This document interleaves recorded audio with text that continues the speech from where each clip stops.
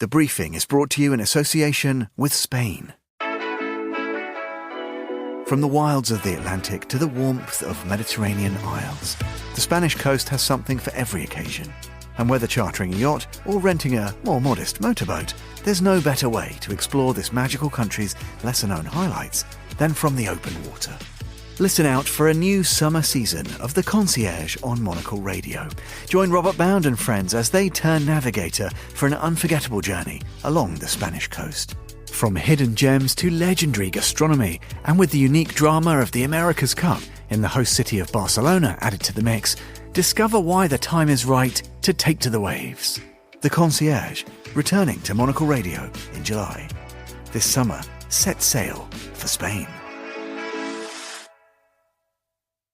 You're listening to The Briefing, first broadcast on the 5th of July 2024 on Monocle Radio.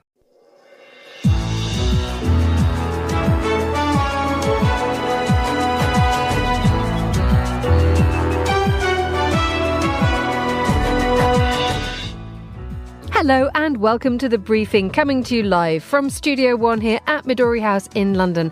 I'm Emma Nelson, and coming up on today's programme. To the country, I would like to say first and foremost, I am sorry. I have given this job my all, but you have sent a clear signal that the government of the United Kingdom must change, and yours is the only judgment that matters. After 14 years in power, Britain's Conservative Party suffers the most brutal defeat in its history. We'll look at what happens next. Also ahead, the Indian Prime Minister Narendra Modi is bound for Moscow. We'll look ahead to his meeting with President Putin. Plus, is Vienna really, with the ascendancy of the FPÖ, beginning to play a more sort of decisive role in Europe? Austria plays host to the launch of a far-right European alliance. Where does Vienna see its future? Plus, Karen Kruzanovic joins me for the latest cinema news. That's all coming up right here on The Briefing with me, Emma Nelson.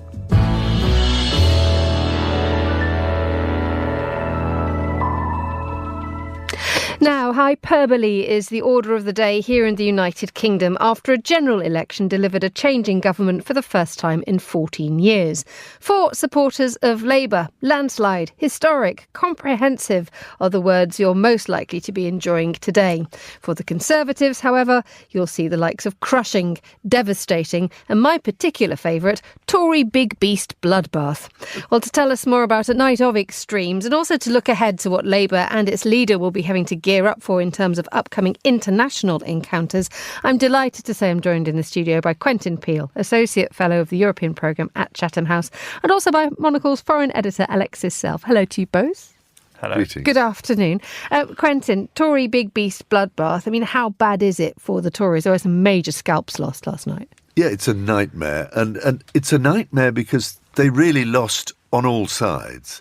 And the extraordinary thing about this is it's really an unenthusiastic landslide for Labour. I mean, Labour's vote didn't go up very much, but the Tory vote collapsed because they had Labour on the left, they had Nigel Farage and his Reform Party on the right eating great chunks out of them in their heartland. They had the Liberals and they had the Greens. They lost on all fronts. So that's really the nightmare for the Tory party, and they're going to have to rebuild themselves. And the danger is, I think, that they will swing towards the far right and Nigel Farage in order to try and grab back some coherence. There is always that sort of inner fight that the Conservatives have, that I always think that the Conservatives' raison d'etre is to win elections. Yeah, they regard themselves as the natural party of power. But that really has been blown apart. And I think probably as much as anything, it was blown apart by a certain Boris Johnson, who really undermined their heartland support by being all things to all men and nothing to anybody. I mean, he was so self-centred and narcissistic, and that's what's blown up in their faces. Lex, just bring us up to date a little bit. If you're not massively au fait with the British electoral system, there is this so-called first past the post system, which we adhere to here in the UK, generally delivers, for better or for worse, very decisive victories, doesn't it? Yes, well, the UK has an uncodified constitution, so it's grown through the centuries, different legislation, and we've gotten to a point where we have an electoral system that is designed, whether intentionally to deliver strong governments, and in this case it has delivered a strong government in a massive Labour majority, the largest government majority since 1832, which was the year that the franchise was massively expanded in this country. But if you look at the numbers, as Quentin said, Labour only won just over a third of the popular vote, and yet that translates to nearly 2/3 of seats in Parliament. And also, as Quentin said, a lot of that has to do with Boris Johnson and the kind of broad electoral coalition that he built in 2019, which also delivered a pretty decisive result, which collapsed. I think, one massive thing that Keir Starmer and the Labour Party have to do is restore faith in government and in politics in this country. One way they could maybe do that is by reforming the electoral system. But which party that's just won from a system is going to reform it? But, what we're seeing, I think, fundamentally, not just in the UK, but all over the world, and especially in the Western world, is a volatility in the electorate. And in this country, they're no longer party allegiances are handed down from generation to generation. Voters will very happily and enthusiastically, well, maybe not enthusiastically, but switch sides in every election, which we've seen last night, and we might well see again in however long this government stands. That volatility has given the Labour Party and Sir Keir Starmer immense power now, and he has to use it. I mean, the words that he has been used are issues like service to the country and duty. There is an idea, very much so, that he is dialing down what has been considered to be quite a selfish government run by the Conservatives. I mean, how accurate an assessment is that? I mean, how much do you think that Labour will serve? I think he's put his finger on it because it's a question of trust. That's what actually has evaporated in the Conservative Party. And we see that the relatively low turnout, only 60% voting, which is very low for UK general elections, I think does reflect that people said a plague on all your houses. We're not enthusiastic about the political process. But that increase in volatility is really dramatic. I mean, we've gone from just about the worst Labour result in 2019 to just about the best Labour result just now. The one thing that we don't have is a and I'm sure that Sir Keir Starmer won't mind me saying this, we don't have a wildly charismatic leader at the helm. And this is, some people who I've been talking to have said, actually, this is absolutely what we need. And arguably, when Sir Keir Starmer gets his enormous to-do list internationally, he's off to NATO next week, and then the UK hosts the European political community, a cool head and thoughtfulness is something that arguably everybody would benefit from at the moment. Absolutely, and I think he played his cards very well. It was a dull campaign by a dull man, if we're honest, and a very predictable result. We knew right from the beginning that they were 20 percentage points ahead. So the drama is there, but he knows that actually the British people want something rather undramatic now. And I think on the international stage that would be very helpful too, because after all, I mean, the Conservatives were fundamentally responsible for Brexit, and that's upset all our European allies and undermined our relations with our most important trading partners. Well, Labour is very hesitant on turning the clock back, but having said that, they do want better relations, and I think they're probably going to have David Lammy in as their Foreign Secretary, who's a safe pair of hands, and I think that's exactly the signal they want to give out. This signal that the grown-ups are back in the room, Lex, what does this do for Brand UK? Well, yeah, as Quentin was saying, it can only be good to have a government that is trusted to do what it says it will do and to be dependable by its neighbours. And, you know, it's tragic, the deterioration in relations between the UK and its nearest neighbours who, are our largest trading partners, the security partners, especially in a volatile world. I think we will definitely see a change in European policy from this government as opposed to the last one. And I think it can only do good things for Brand UK. But as I say, one big thing that really does need to happen is this restoration of trust in government and it's not while it's a decisive victory, it's not a decisive, wave of approval that's been shown. It is arguably a different direction, though, compared with quite a lot of other governments at the moment. We just saw the European parliamentary elections where the far right made enormous gains. We're looking ahead to a French second round of elections on Sunday where the National Rally may not get a whole majority, but outright majority, but it will do well. Germany's seeing far right. The East, Poland is moving away from the far right, but the UK is going more to the left again. I mean, what does that bode for the future? Well, I think it's a cause of great fascination in Europe that actually Britain does seem to be moving in the opposite direction to most of the rest of Europe.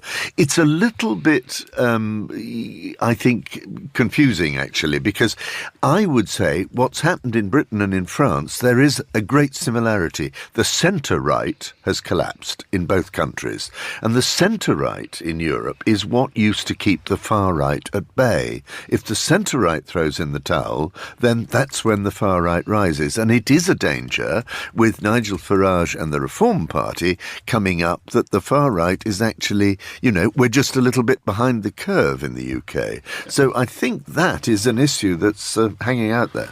Yeah. Sorry, I think, I agree with what Quentin's saying. And I think in the UK especially, the UK is fundamentally a conservative country, rather.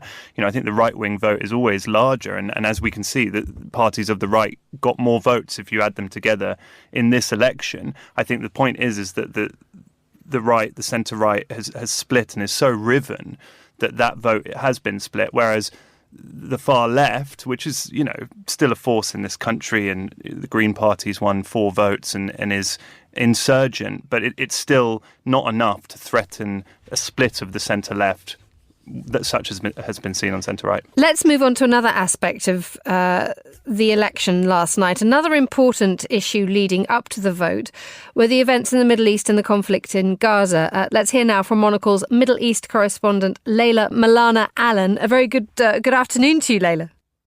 Hi, good to be with you. Thank you so much for joining us today on the aftermath of an election which, there were the effect of the Middle East and the events have actually palpably changed the way that quite a lot of people voted.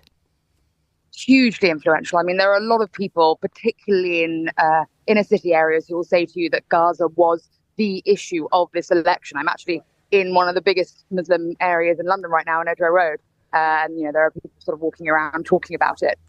Many people said this running up to it. They said, firstly, that we'll vote for whoever's supporting Gaza, and secondly, that even if we would traditionally be a Labour vote, that's not necessarily going to be the case if we don't feel you're coming out for Gaza. Now, Keir Starmer obviously famously has refused to call for an all-out ceasefire. He's refused to call what's happening in Gaza genocide, and has been very supportive of the Israeli government. And many people are really angry about that. And you can see that in the results. This is a Labour landslide. But one of the problems that Labour's going to face is a lot of these votes. This isn't an election that Labour's won. It's an election that the Tories have lost. And so they're going to face a lot of problems actually holding on to those seats in the next election, whereas what they have done is lost some really safe seats because of people who are angry about Gaza. 5 very safe seats, 4 went to the independents, 1 went to the Tories, and several of those candidates outwardly said, this is for Gaza. That's why we've done this. In areas that have more than a 10% Muslim identifying majority, we've seen an average of an 11-point swing away from Labour. These are dangerous numbers for them, and particularly a party that's known to be on the left, to be liberal, to be supporting causes like this. There are a lot of young people in this country who feel very, very strongly about this. And just to slightly nuance what Lex said there, yes, in many ways, this is a conservative country. But what it is that conservative people in this country vote. It's actually also a very left-wing country, particularly among the youth. They generally don't vote, and in this election they have. Layla, let's open this out a little bit more to the fact that this weekend, as we've been mentioning, second round of the French parliamentary elections, and racism and xenophobia are reportedly on the rise, and the Israel-Hamas conflict has become a sort of a real pinch point, hasn't it, within France? It absolutely has. And of course, in France, and particularly around Paris, huge Muslim areas and very sort of hard living Muslim areas. There's kind of very clear ghettoization around the capital in France, which we don't really see. Some communities like the Lebanese historically have been much better integrated, but you see a lot of North African migrants living in the banlieue around Paris. who have a very hard life, who regularly do rise up against the government because they feel very neglected. And this, again, has become a rallying cry for them, a show of disrespect. You know, they are citizens, their country should be doing something about this. And it's an incredibly difficult position to be in for Macron when, of course, on the one hand, you do have many of these citizens who feel strongly about supporting an issue that's important to citizens of your country. But your other option is that if you do that and people in the centre feel that you're moving too far towards the left, you've got this hard populist right who are gaining in numbers and threatening everything you feel is the way of life things should be. I mean, of course, people in France, I was talking to several of them after the election, people terrified, in tears, you know, about these election results and what it means for the future of their country. So this is a war that is spreading all across the world in terms of its impact. And you can see individual communities sort of coming to heads with each other in a way that we haven't seen in decades. Layla, thank you very much indeed. And thanks also to Quentin Peel and Monocle's Alexis Self. Now, you're listening to The Briefing. With a look at the day's other news stories, here's Paige Reynolds. Thanks, Emma. Iranians have headed to the polls in a runoff presidential election 1 week after none of the candidates could secure the majority of votes in the snap election. The final result will be announced on Saturday, although initial figures may come out sooner. Spain's Prime Minister Pedro Sanchez's wife is testifying before a judge today as part of a preliminary corruption probe into her business ties in a case that has infuriated the socialist leader.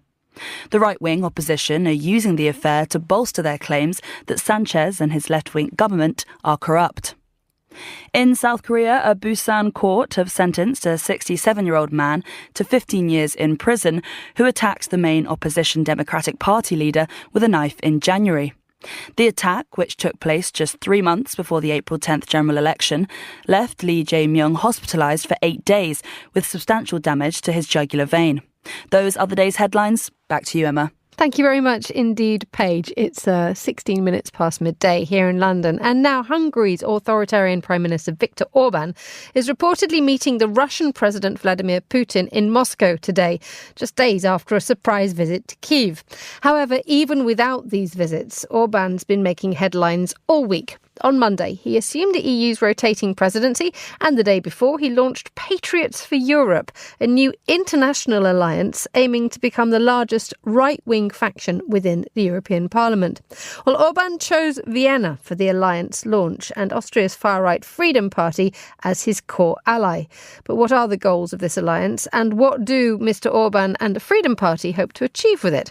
Well, Monocle's Alexei Korilov sent us this report from Vienna. It's hard to know what goes on inside anybody's head, least of all Viktor Orbán's. It's surprising when he doesn't surprise. He's predictably unpredictable. That's his game. On the face of it, Patriots for Europe is nothing new. We've heard it all before, including from Orbán himself. He wants a Europe of fatherlands and frontiers rather than Brussels and bureaucrats, of isolationism rather than integration, of tradition rather than modernity. What is new is Orbán's choice of allies. Although often accused of fostering illiberalism both at home and abroad, the Hungarian leader has so far generally avoided direct association with the radical right.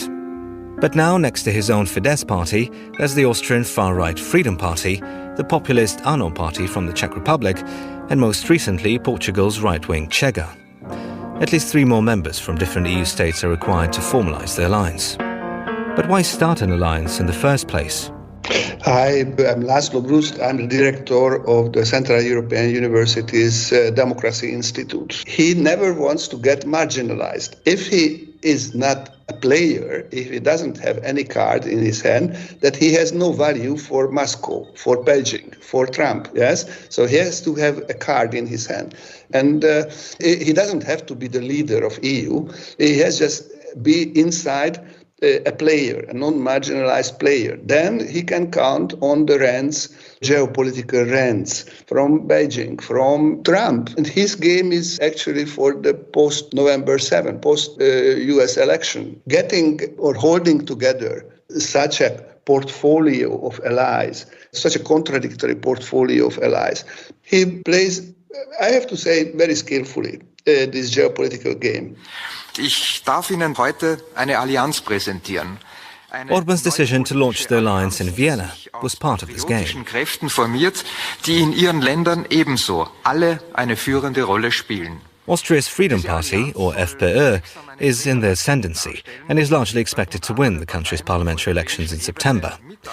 But what does it stand to gain from all this?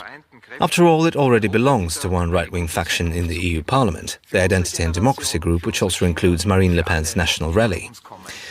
Laurenz Enze-Jedenastik is a political scientist at the University of Vienna. Viktor Orbán, of course, before he came to Vienna last weekend to launch this new alliance, wrote an article where he said that all eyes should now turn to Paris and Vienna. Paris for obvious reasons, but, why Vienna? Was this just him sort of pandering to Herbert Kickl, the leader of the Freedom Party, just words of praise to get him on board? Or is Vienna really, with the ascendancy of the FPÖ, beginning to play a more sort of decisive role in Europe? That would be the case if the FPÖ entered government as the leading party in the autumn after the September election, but that's very uncertain. So I think what's happening in France at the moment is probably more important or more relevant. I think the status of the FPÖ is uncertain. The power that it brings to the table in these negotiations really depends on the outcome of the September elections and the coalition negotiations afterwards. So the big question for this new group, I think, is can they get Marine Le Pen and her party on board? It's not at all clear that this is going to be extremely successful, I think. I don't see that the FPÖ's position in these negotiations is changing a lot in the very near term. Despite the uncertainty over the alliance's future, ultranationalism, whether in the form of Orbán's illiberalism or the open racism of the Alternative for Germany, is rapidly gaining influence and electoral ground across Europe. So it's easy to see why, in 2017, Orbán said this: 27 years ago, here in Central Europe, we believed that Europe was our future. Today, we feel that we are the future of Europe. For Monocle in Vienna, I'm Alexei Korolev. Thank you, Alexei. You're listening to The Briefing on Monocle Radio.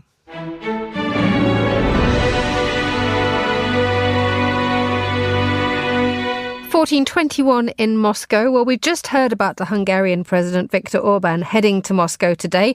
On Monday, the Indian Prime Minister Narendra Modi will be the guest of the Russian President Vladimir Putin. And to tell us what we can expect from that meeting, I'm joined by Maya Sharma, a journalist based in Bangalore. Good afternoon to you, Maya.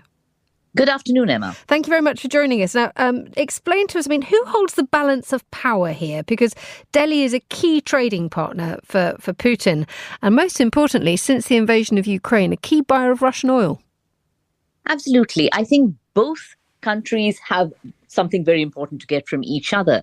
Russia is getting acknowledgement from India. Russia has, of course, faced sanctions from many Western countries after the start of that Ukraine war. And India is one of the countries which is still keeping very friendly ties with that country, buying a lot of oil from Russia, and also not condemning it outright for the Ukraine war. Prime Minister Modi has, of course, said that today's era is not the era of war. They are not for the war. They definitely want the war to stop.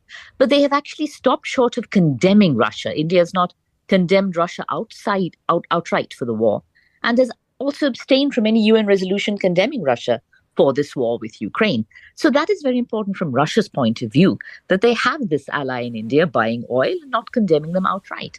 And India, of course, has been close to Russia from the Cold War days and depends on the country largely, still very much, when it comes to weapons, when it comes to arms and defense procurement.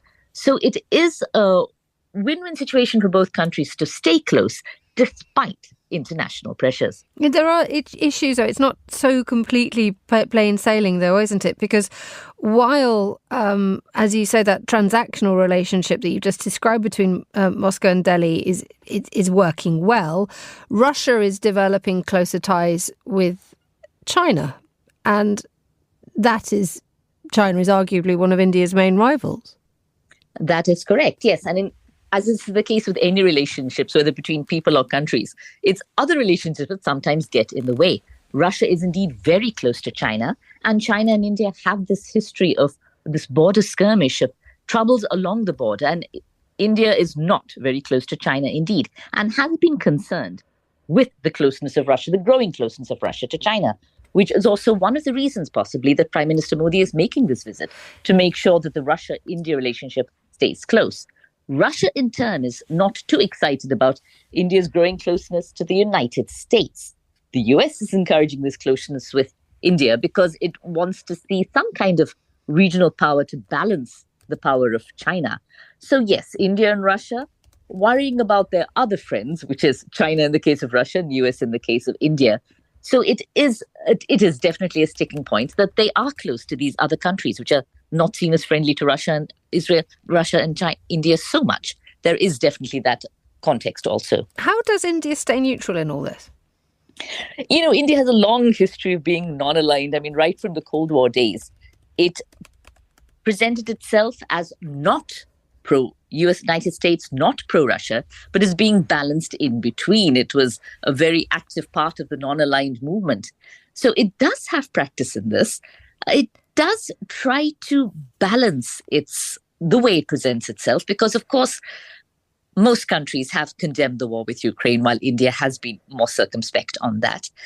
It knows that it is something to gain from both these powers, whether it's Russia, whether it's United States, and tries to maintain this balance, both diplomatically and in terms of trade as well. But it is a tightrope that India is walking on. It's just been doing this for many decades now, so possibly has some practice. Maya Sharma, thank you so much for joining us on the line from Bangalore. You're listening to The Briefing on Monocle Radio.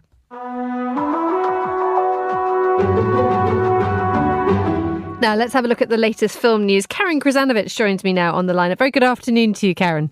Good afternoon to you. Hope all is well with you. Let's talk about Venice and Tim Burton. I'm a group of, I've got a WhatsApp group of Venice and all the other critics that go. And this opening film caused a lot of kerfuffle in the WhatsApp group. Look what's opening the film, they say. It's a big surprise, actually. I mean, 1988 hit, what is it, 36? My math is bad. 36? No, longer than that. Many, many years later, we're now going back to that haunted house, and also Winona Ryder and also Michael Keaton. So we have this bringing back together the sequel to the 1988 Beetlejuice, reuniting all the players that you've just mentioned. Do we know if it's any good or not?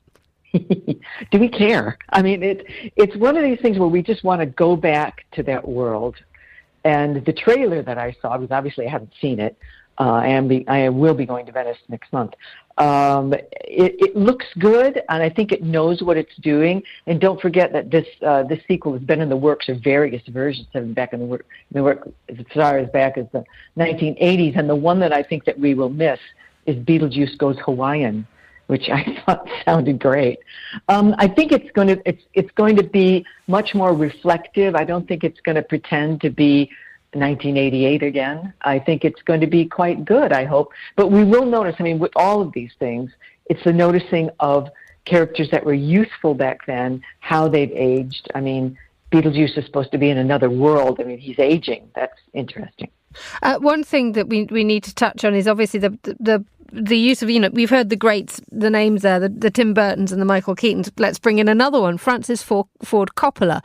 His latest film introduces quite a strange, well, some people have described it as a gimmick. Yeah, they have. I mean, Bill Bire, who writes for Vulture, has a really lovely take on it, Megalopolis. And it was the one film. Every year when I go to Cannes or go to Venice, there's one movie that I have to see that I will do everything to get a ticket for, and Megalopolis was this year's movie. I was at the same screening as Bill Bire and many other major critics. When we're watching, now this is a bit of a spoiler because we don't know how it's going to be done being released around the country, but in the middle of the film, a person walks out onto the stage with a microphone and proceeds to talk to the screen, to Adam Driver on the screen. Now, we thought that something had broken the movie. And we're going, what the heck? But it was part of Francis Ford Coppola's great vision of this film that has been in the works for decades. He spent millions of his own money. And it's like nothing you've ever seen before, and almost in a slightly bad way, really. It's just like he threw all of these thoughts that he's been having for ever since he was a child just into this one movie, and it's quite incredible. Is that a good idea, though, if you throw the kitchen sink at it? I don't think it is, but I'm glad that he did it. And I think that because he's in his 80s, this might be the last time he gets a shot at doing this. And you can see how the reduction in crew, for example, the reduction in time and in money is affecting the quality. It doesn't have that deep focus that, let's say, The Godfather has. It isn't as beautiful. It's crazy. It's really like snatches of Ovid and snatches of techno fear, and it looks like, somebody said to me, it looks like Adam Driver's in a completely different movie. Karen Kruzanovic, thank you so much for joining us on The Briefing. And that's all the time we have for today's programme. The warmest of thanks to all my guests and to the producer, Paige Reynolds. Our researcher was Sana Jamani, and special thanks to our studio manager, Tamsin Howard. The Briefing's back on Monday at the same time, but for now, from me, Emma Nelson, goodbye. Thank you for listening. Have a great weekend.